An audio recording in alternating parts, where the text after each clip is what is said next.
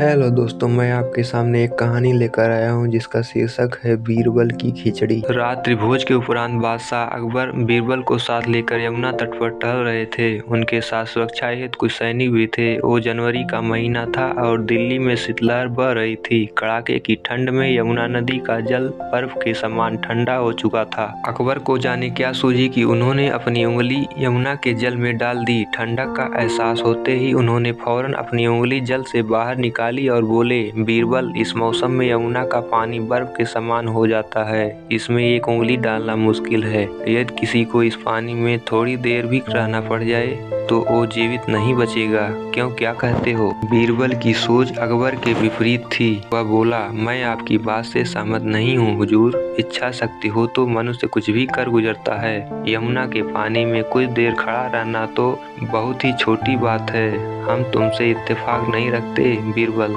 इन दिनों यमुना के पानी में कोई खड़ा हो ही नहीं सकता। अकबर बीरबल की बात मानने को कतई तैयार नहीं थे। तो आजमा कर देख लीजिए जहाँपनाह, कोई न कोई जरूर होगा जो अपनी इच्छा शक्ति के दम पर ये कर जाएगा। बीरबल विश्वास के साथ बोला, तो ठीक है, कल पूरे राज्य में मुनादी करवा दी जाए कि जो कोई भी पूरी रात यमुना के पानी में कमर तक डूब कर खड़ा रहेगा उसे 100 स्वर्ण मुद्राएं इनाम में दी जाएंगी। अकबर तैश में आकर बोले। अगले दिन अकबर का आदेश पूरे राज्य में प्रसारित करवा दिया गया। कुछ दिनों तक यह चुनौती स्वीकार करने वाला कोई सामने नहीं आया। कोई साहस नहीं कर पा रहा था कि पूरी रात यमुना के ठंडे जल में कमर तक डूबकर खड़ा रह सके। अकबर के राज्य में एक निर्धन धोबी भी रहता था। उसकी माँ का स्वास्थ्य बहुत खराब था, किंतु पैसों की तंगी के कारण वह उनका इलाज नहीं करवा पा रहा था। जब उसने यह मुनादी सुनी तो पैसों के लिए यमुना में खड़े होने की चुनौती स्वीकार कर ली। वह रात भर अकबर के सैनिकों की निगरानी में यमुना में कमर तक पानी में डूब कर खड़ा रहा। भोर होते ही सैनिक उसे लेकर अकबर के सामने हाजिर हुए। अकबर के लिए यह यकीन कर पाना मुश्किल था। उन्होंने धोबी से पूछा, तुम सारी रात यमुना के पानी में कैसे खड़े रह पाए? जहाँपनाह, मैं रात भर आपके महल में जल रहे दीपक को देखता रहा और इस तरह पूरी रात गुजर गई। धोबी बोला।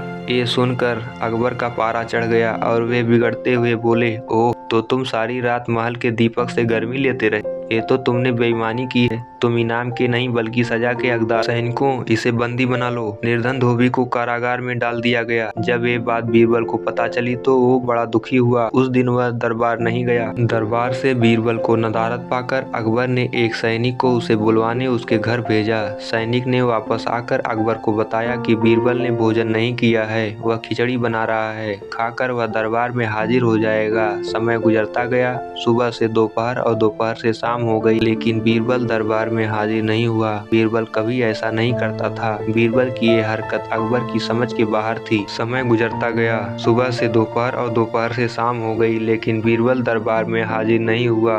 बीरबल कभी ऐसा नहीं करता था। बीरबल की ये हरकत अकबर की समझ के बाहर थी। यह नजारा देख अकबर हैरत में तो पड़े ही साथ ही क्रोधित भी हुए। क्रोध में लाल पीले होते हुए उन्होंने बीरबल से पूछा, ये क्या है बीरबल, तुम अब तक दरबार में हाजिर क्यों नहीं हुए?